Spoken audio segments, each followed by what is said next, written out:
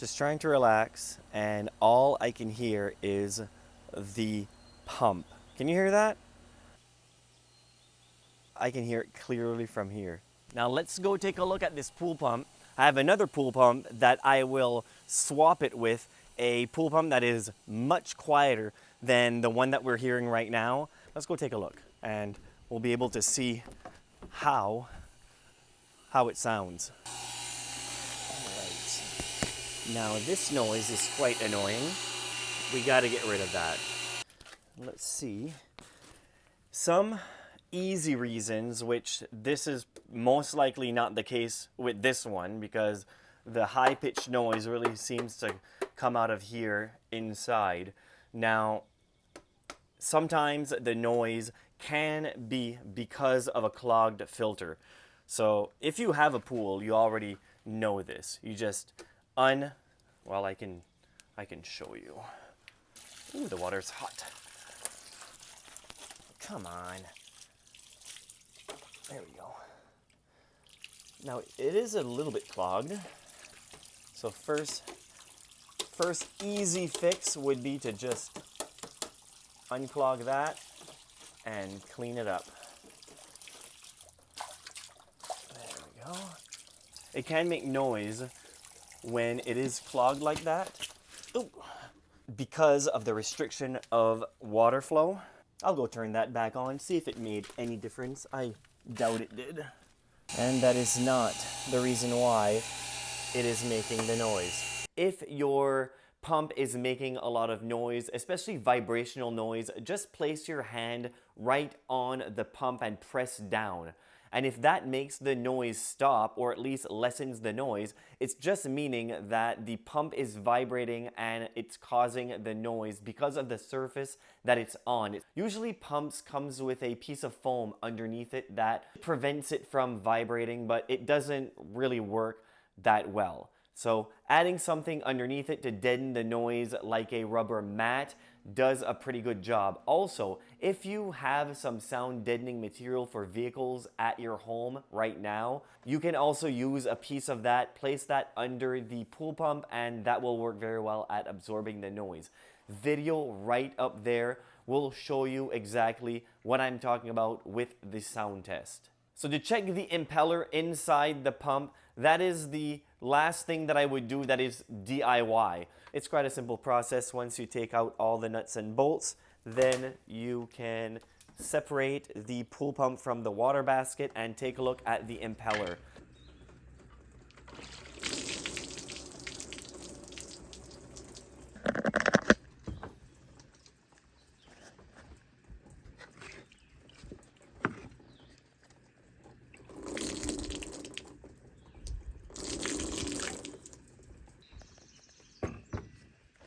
But first, as you can see, there is a little bit of gunk where the gasket is. The gasket does look still good, tight.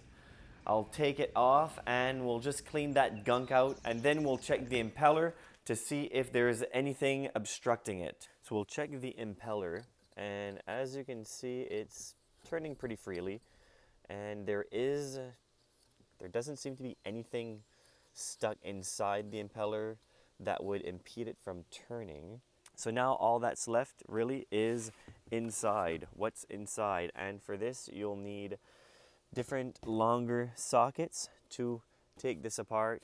But in this demonstration, I'm not going to take this apart. I really don't advise it because for something like this type of pump that it's around $200 to $300, and with already the start and stop switch not working, it's good to just replace it. And that's what we did. And now we will go take a sound test of the new pump and see if it was worth it. See if it was worth buying that new pump. And at least this type of pump is around $200 on Amazon. Maybe you can get it for a little bit less on sale, 25% off. But I'll have a link in the description below of this exact pool pump. They said it was quiet in the description. It's one of the cheapest, if not the cheapest pump right now on Amazon, so figured I'd give it a try.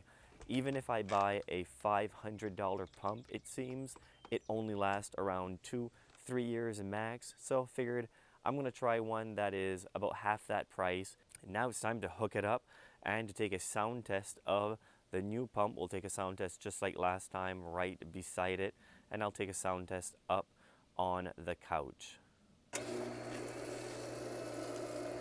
Now this sounds a little bit more like a pool pump should.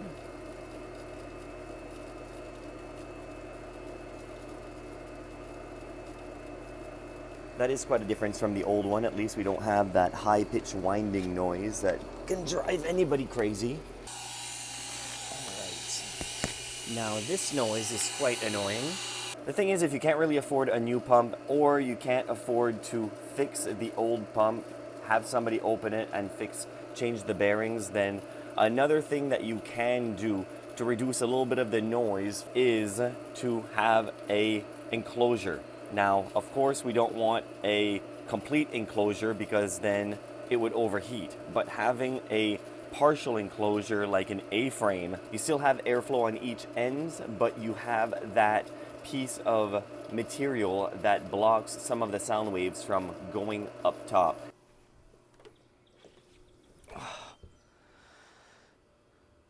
I mean, this is a lot more tolerable.